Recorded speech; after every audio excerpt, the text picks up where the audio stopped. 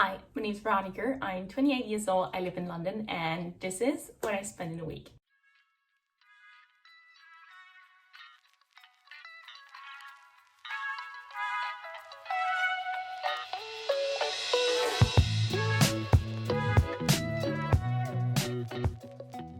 Kicking off Monday with a work from home day, which is pretty usual for me. At some point during the day, I'll try and get a grocery shop since I'm more social on the weekends. So I went to Sainsbury's, got my goods, and the total I paid on that day was £27. On the Tuesday, I was heading outside of London due to some client on-site work visits. I took a very early train, and since there was catering on site for lunch followed by work dinner, I only paid for coffee on my morning walk. So the only money I spent on Tuesday, since walking is free, was just my morning coffee for £4.40. I'm about to head into the office for today. It's Wednesday, and normally on Wednesday the team is in. Took my first call from home today because it was an 8 a.m. call, but now heading into the city. As you can see, my office doesn't really have a dress code, so casual Wednesday it is. Since it was off-peak hours when I went into the city, I paid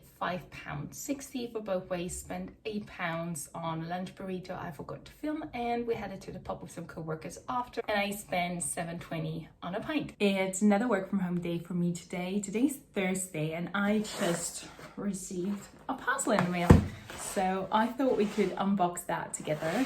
I know it's going to be in there, and it's not as excited as I want it to be. I'll be taking an exam for work later this year, hopefully in the next 6 months, but we'll see. I'm very curious how heavy the books are going to be. Even though it did cost me that much, it's kind of free because I will be reimbursed after I pass the exam. Just wanted to film the unpacking because there is nothing else I can film today.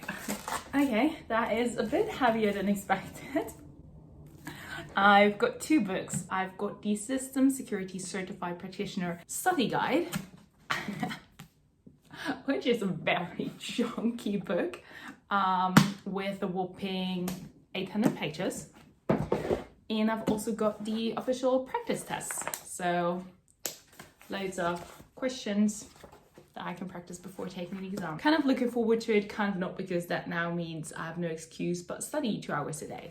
So that was my fun little 5-minute break this afternoon, and I'm back to work now. Let's see how it goes. It's quite busy for me at the moment. At least it's a work from home day, right? And I did have fun last night. I continued to work for a little longer and then made myself a quick and easy dinner, because no matter if I'm busy or not, I will cook myself dinner or at least reheat some leftovers. No matter how busy I am, I'll always prioritize making myself a nice dinner because A, most of the time it's healthier, and B, I just don't like to spend money on takeout, so I'll always prioritize a nice experience or some traveling over spending money on takeout. So the total for Thursday was actually £0. A no spend day, quite a rare one in London. Friday started with a 30-minute spin class. I worked from home most of the day and I forgot to film most of it. After work, I was heading to see a friend who thankfully just lives 10 minutes away from me, and I was stopping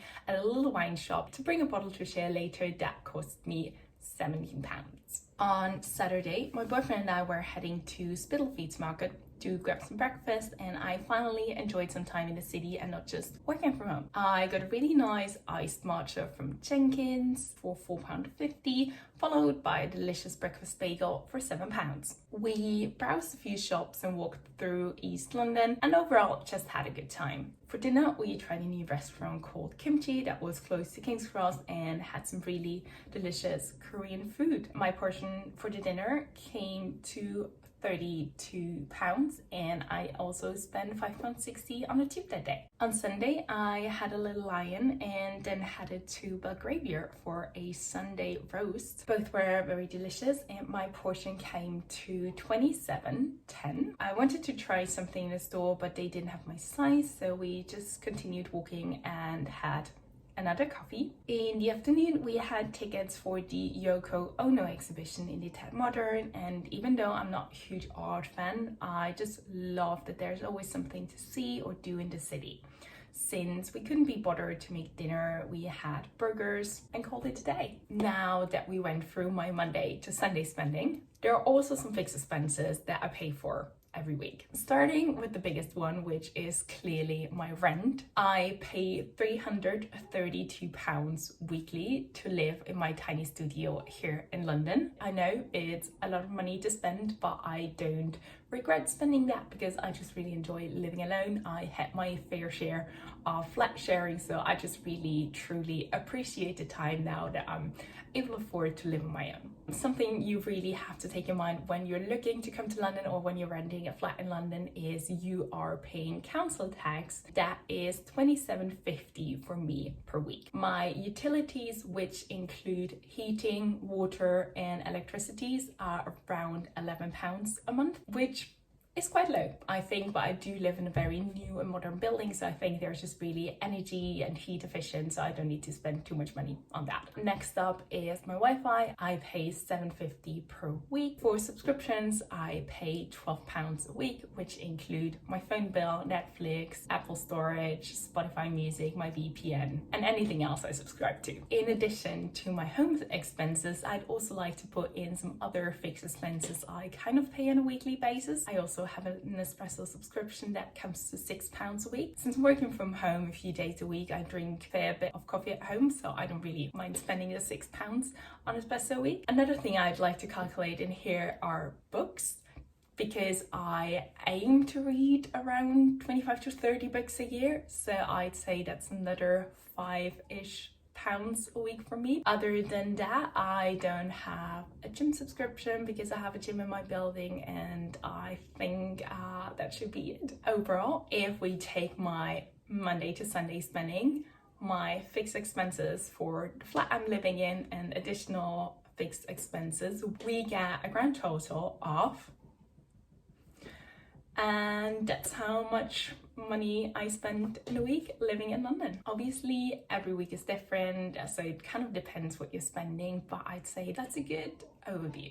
I hope this helps at least someone to get an idea what you spend in a week living in London, even though it really depends on the lifestyle you'd live and what you prioritize to spend money on. Just a little side note on the end, this doesn't include any saving, any travels, and also no shopping, since I just think it's quite extortionate if you film what is spent in a week and then you get and buy an iPhone. Like, you don't spend money on an iPhone every Wednesday. That is how I prioritize spending my money living in London. And I know for some people, depending on where you live, that could be an extortionate amount of money, but I enjoy living in London. I think it is, at least for now, I think it's worth spending the money living here. See you soon. Thanks for watching.